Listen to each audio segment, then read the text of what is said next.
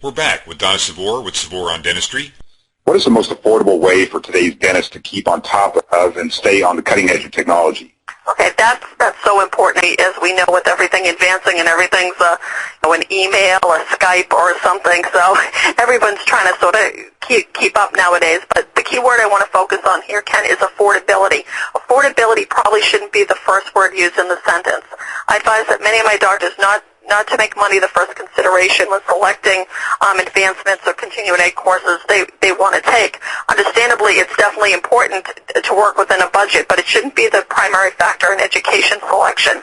An office should really, and a doctor practice owner should really establish a yearly, quarterly education budget that is funded quarterly by the practice's revenue. An industry standard is about 10% of net per quarter goes into a fund just for that exact goal of paying for continuing education. For new doctors, that may be a little bit of a reach, but they should start practicing by putting something away. Even if they can put away 2 or 3%, that is important.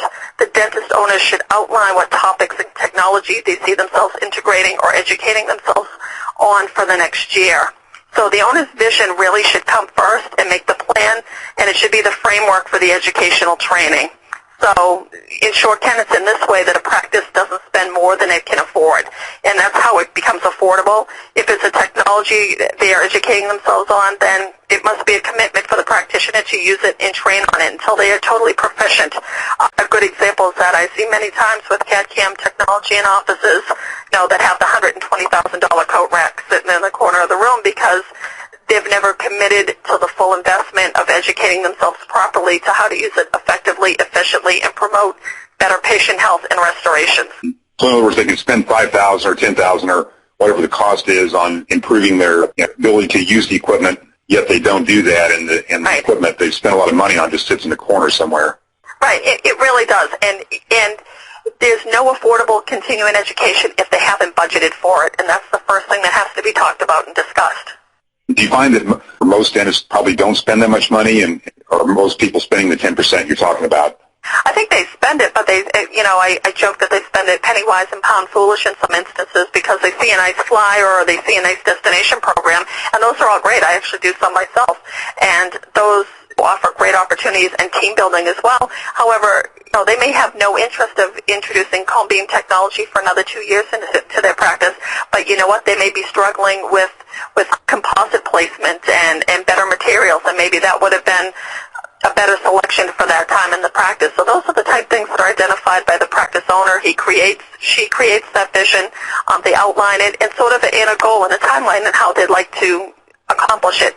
If it's, say, digital radiography, they should say, okay, we'd like to be digital by, 2011 with the advancements of electronic medical records becoming a necessity, that we want to do that. So how do we go about that? How much will it cost to do this in the practice? How much education will we need, and how much time, staff time, without taking care of patients, staff time and training am I going to need to get this running at the highest level? Sort of the gold standard. One of the things you talked about a minute ago was team building. I know one of your many attributes is the ability to help a dental office work as a team. What are some of the ways you would suggest to accomplish this goal? Working as a team, sort of is almost the overused word, but it's such an important word. Team building really there's several things that I do in a practice. I always think it's leadership down promotion that really should take place. Doctors really need to lead by example. If doctors aren't treating their staff members or other doctors with respect and that type of thing, that trickles down all the way down to all the team members. And it's just like a parent and a child. They start to mimic each other, and then all of a sudden you don't have a good dichotomy there. I always try to outline lead by example first. The second piece is people have to be motivated and inspired. And one of the ways that they're motivated and inspired is what motivates you or me, Ken, besides doing a great job. Finances. I always like a bonus system in a practice that ties all the employees together at the same equal rate. So if there's going to be a bonus compensation, say a 4% over X amount of dollars a doctor does per quarter, that the practice does per quarter, that everybody in the practice splits that 4% equally. The hygienist doesn't make more than the assistant, and the front office doesn't make more than the hygienist. It's an equal pay balance system, and it really makes people having to work as a team because they have a common goal. It's a good point, because then if you've got someone that's maybe not putting out their best effort, then there's probably some peer pressure that goes into it to get them back on track. Right, and it also sort of institutes a casting system that certain employees have more value. All employees have intricate the same value. However, are we using our employees and our team members to their utmost capability? And the importance there lies in, again, they have to be, after they get hired, they need to still be inspired, and they need to have a strong leader. So when you put those pieces into place, and a lot of practices have some old laundry out there that never got addressed, and when I go into a practice, I pretty much, it's a clean slate. We talk about things that maybe were a challenge or a disruption or hurtful in some instances, because you do have to talk about feelings during some of these, and you get past it, you move beyond it, and you put in place systems to give people an appropriate way to discuss and to settle disputes. There has to be a system in place for that. Is it time to upgrade your facility and give it a more modern look? Do you need new equipment so you can take advantage of the latest technology?